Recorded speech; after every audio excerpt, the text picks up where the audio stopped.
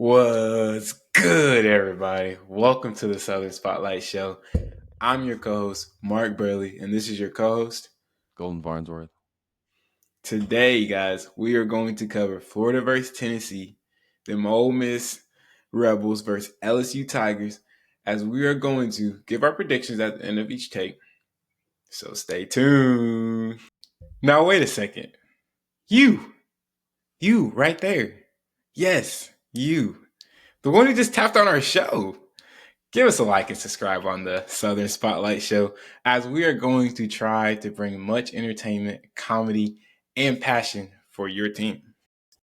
Guys, it is Tennessee versus Florida week, guys. You know what time it is. I know what time it is. Golden knows what time it is.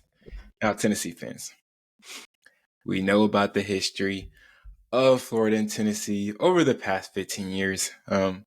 Whether if it's us talking about Butch Jones days where we lost 10-9 at home at our own place, did not score a single touchdown. We all know that quarterback, Justin Worley. We know about him. Or the time where there was a game-winning TD, Callaway from Will Greer, 2014. Or the touchdown pass to win the game with Felipe Franks. That one probably stung the most. The game-winning touchdown pass from Felipe Franks to Cleveland, or just the whole term of Jeremy Pruitt. We have so many bad days with Florida. And, I was at the Tennessee and Florida game last year. I mean, I sat front row seats to a murder scene last year, a disaster. I mean, it was terrible. We've been through so many bad years. But you ask me right now, Mark, why are you so negative about Tennessee? You still seem so devastated over that Tennessee and Arkansas game. I do. I mean, I am very devastated. This is a new year and a new fresh week for my Vols to change my heart. It's checker kneeling. It's checker kneeling weekend. I'm wearing white. Of course I'm there. Season ticket holder, guys. Come on. I'm ready for this moment. But, this is a make or break it for Tennessee. We win, we're back in our playoff hopes. We lose this, then the season's pretty much over. We know Florida's going to come out. I can tell you this right now. Florida's going to come out in this 3-3-5 defense that Mizzou, not Oklahoma, started. Mizzou started this last year on us. The script has written. It's already down that Josh Heupel cannot stop a 3-3-5 defense in the mixed blitz, right? So Florida's going to do it. But you want to know why? Because Billy Napier needs this win. So he's going to do everything, and rightfully so, to mix in a defense that's going to make Tennessee struggle on offense. Because if he doesn't show any type of other defense, then Tennessee's going to be back to normal. But what is Josh Heupel going to do? I mean, what is he going to do for us to allow this offense to feel more comfortable? Because we don't have a passing attack right now with this defense that people are running. We have a rushing attack.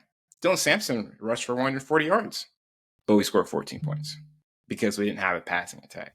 So I expect Heupel to have us more prepared, because there's no excuse to not be able to be prepared against this defense that has been ran against you it's about to be 3 games in a row. So what are you going to do? But I'm confident, brother. I'm confident, man. It's coming to Knoxville, man. Coming to Neyland. Checker Neyland, bro.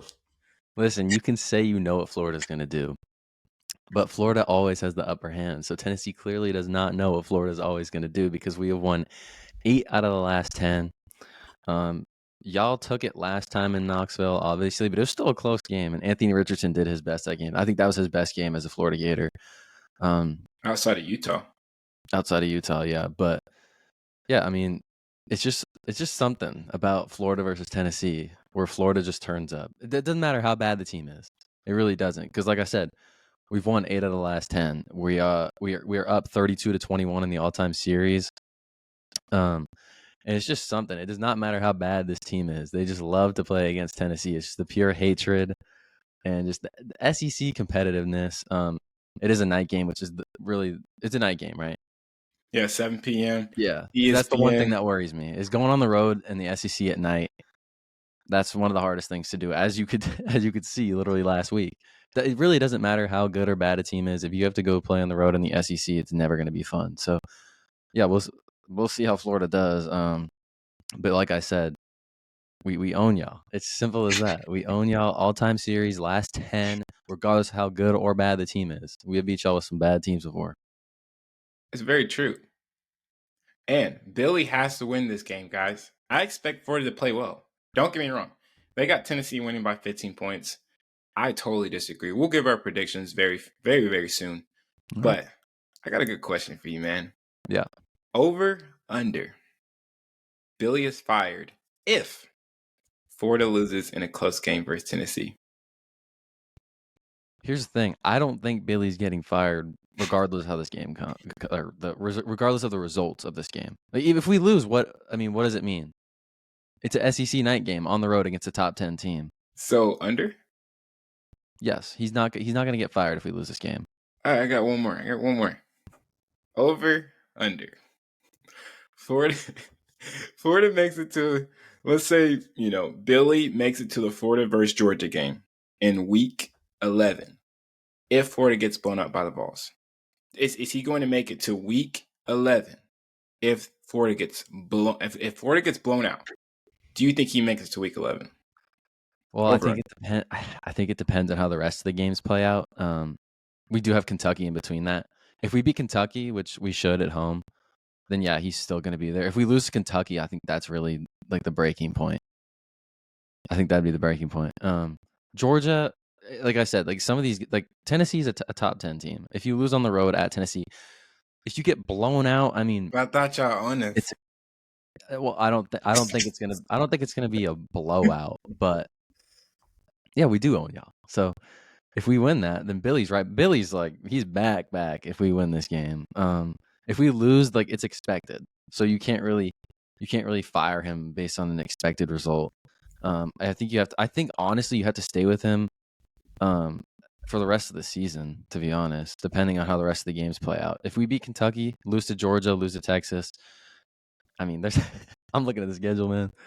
It's a brutal schedule. Billy does have some games in there though where he could redeem himself. He really could Very redeem true. himself. Very true.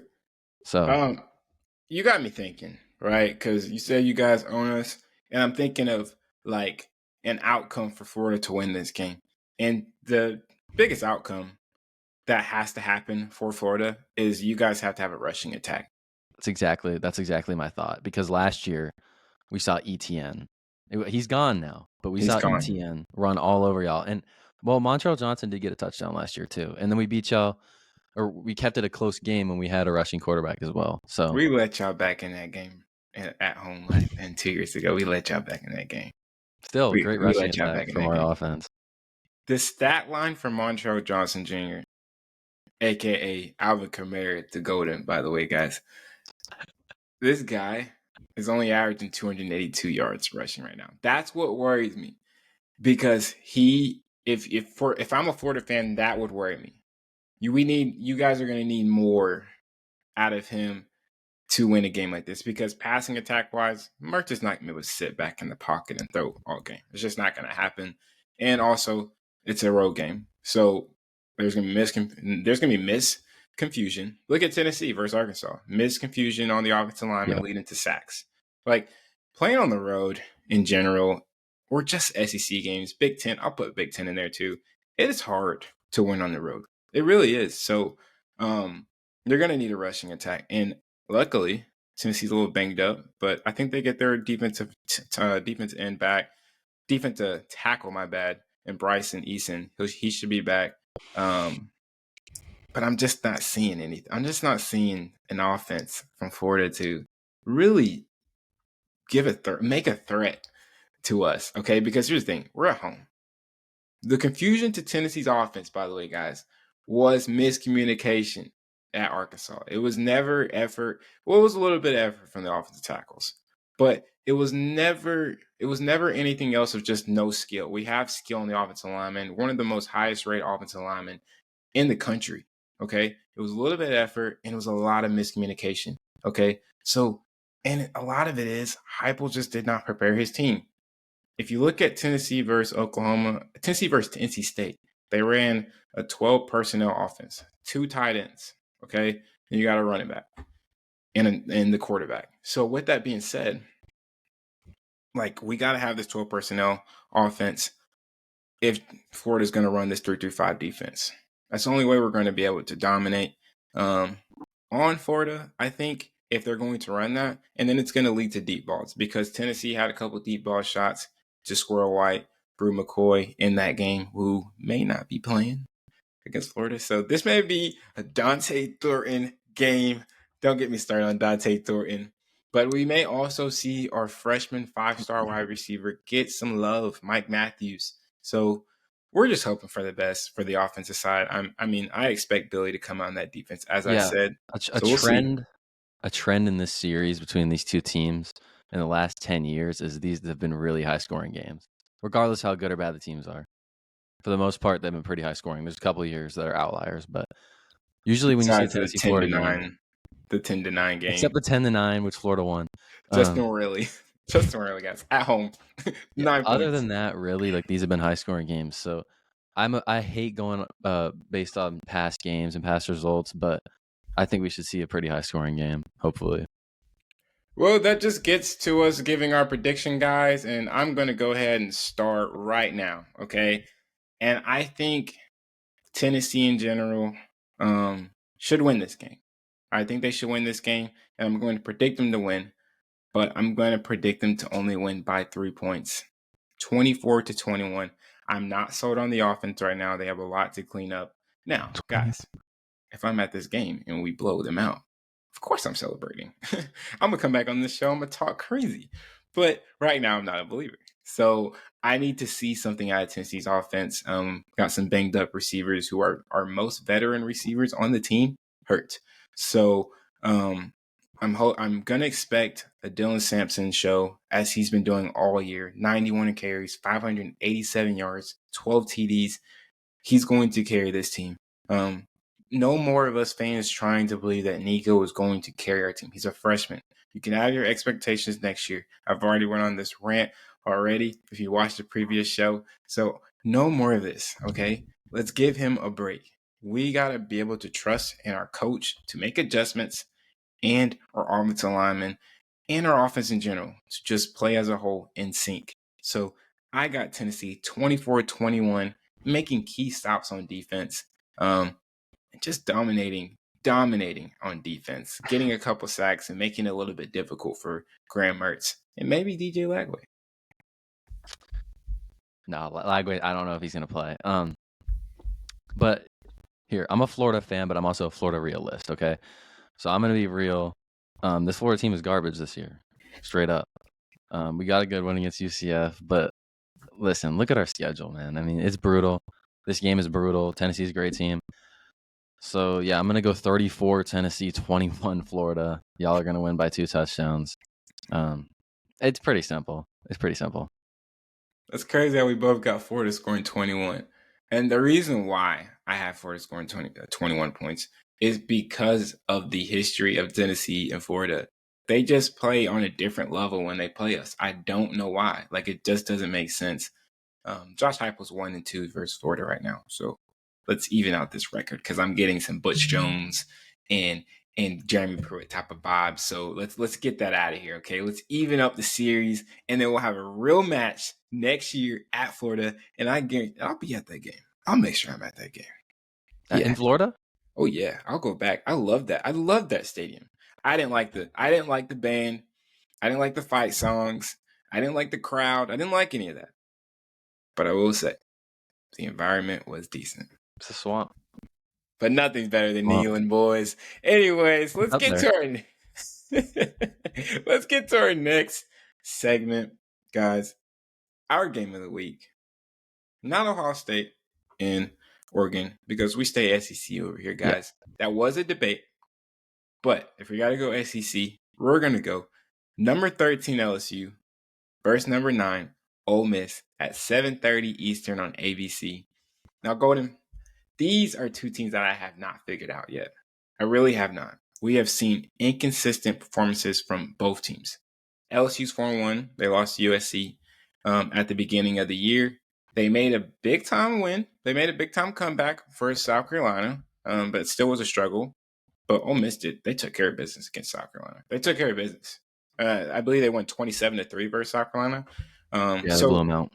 I'm just not sure about that win against South Carolina anymore for LSU. Ole Miss, guys, I got to crack on Ole Miss a little bit. They were all world their first 4 games of the season, destroying teams by an average of they average at 55 points per game on offense. So they were all world. But as we all know, they had an embarrassing loss. First Kentucky losing 20-17. I think this is going to be a close game, though. I will say that. But I'm going to go ahead and get my key matchup. And I'm just going to say it right now. I think Nussmeier versus Jackson Dart. It sounds like a basic type of key matchup, but I think it's very important. Which one of them are going to show up? I mean, we've seen them at good times, bad times. Like, which one's going to show up when it truly matters? And luckily, Nussmeier has this game at home. So, Gordon, how are you feeling about this very interesting game? Yeah, well, I think it should be a shootout. And I think Jackson Dart's really, really good. He's had a phenomenal season. I mean, he's already got 2,100 yards. Don't quote me on this, but that might be the most in college football right now. That's absolutely ridiculous. He's got 13 touchdowns with only 2 interceptions, and he's got a 73.4 completion rate. So really been playing like a Heisman. He has been in contention for the whole season. So I think it's gonna be a high scoring game between those two quarterbacks. Nussmeier is also doing really well. He's got 1,600 yards with 15 touchdowns and 4 interceptions with a 69.7% completion rate. So yeah, I agree with you on the key matchup being the quarterbacks here.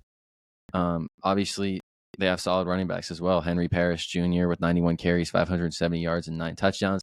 And then the breakout receiver for Ole Miss. This guy is a dog. Honestly, could be the top receiver in college right now. Honestly, he's got 52 receptions, 885 yards for 5 touchdowns. Trey Harris. That's ridiculous. Him and Dart are a great duo, one of the better duos, honestly. And I think Ole Miss is really legit. I'm going to be honest. That one loss, it happens. It happens in the SEC. Yes, it It, happens, guys. it's Losing weird. to Arkansas, it happens. It's Losing weird. Diego Pavia, it happens. Exactly. That's just the theme and the trend this year is losing to a bad team. Maybe y'all lose to Florida too. Um, but listen, LSU lost to USC. They also have a loss. So I don't think LSU is nearly as legit as Ole Miss, though. Ole Miss really is, honestly, offensive juggernaut this year. I do like Lane Kiffin. I'll be honest with you. Um, Tennessee fans have hate for him, but I really like Lane Kiffin. I think he's a funny guy and a funny coach and a good coach. But yeah, I like Ole Miss. I like their offense, and I like Jackson Dart a lot. One of the better quarterbacks. He was definitely in my Heisman contention, and he still is. Honestly, that loss, it's just one loss. It happens. It's happened to best teams this year, as we've seen, and it's still coming. It's still coming for those other top teams too, like Texas. Well, I'm going to say, before I give my prediction, one concern for me about LSU is their rushing attack. Their rushing attack. Their leading rusher, and it's worse than Florida's. 244 rushing yards from Durham. I made an error on my stats from what I was looking at, and it's 244 rushing yards from Durham. So, with that being said, we look at Ole Miss's Henry Parrish Jr., 91 carries, 570 yards, 9 TDs. That's probably going to be the difference in the game. Unless LSU is able to create a rushing attack, they're not going to win this game. So even with it being at home, I know Ole Miss struggled versus Kentucky, but Kentucky has been on everybody's neck this year. Ask Georgia, and now they got Ole Miss. So LSU's defense has always been a concern for me. I don't think that they're going to get enough stops, and I think Ole Miss, who's only given up 7.5 points per game, is going to be able to get enough stops. I know they didn't play anybody. I gave that whole speech about they haven't played anybody and blah blah blah blah. But they're a solid defense. We watched them last year. They had a lot of good defensive games last year, and I'm going to predict Ole Miss to win 28, LSU 17. I got Ole Miss just rolling through this game. Only reason why they had 28 is because they're on the road. If this was a home game, I think Ole Miss would blow them out. blow them out of the stadium. Yeah. Well, my prediction is just that. I've got 35-18 for Ole Miss. Yeah. So I think that offense is really, really good. Really, really, really good. Well, guys, first off, I want you guys to give us your prediction for Florida and Tennessee. What is the key match for Florida and Tennessee? Because we want to know, number one, and is Tennessee just going to fall off the bed again? Is their offense not going to show up? Let us know. Florida fans, be in the chat because I want you guys to talk as much as you guys are feeling right now because you guys own the series. So let us know. I want to know. And for the Ole Miss and LSU fans, who do you guys have in winning this matchup? Is Jackson Dart going to take over the game, or is it going to be an LSU show? They got a good receiving core. Aaron Anderson, Kyron Lacey, those guys are good. LSU is known for having receivers. Kyron Lacey's low key underrated. So with that being said, you guys give us your prediction, give us a like and subscribe, and comment on the show, and we guys will see you on the next one. Cool balls.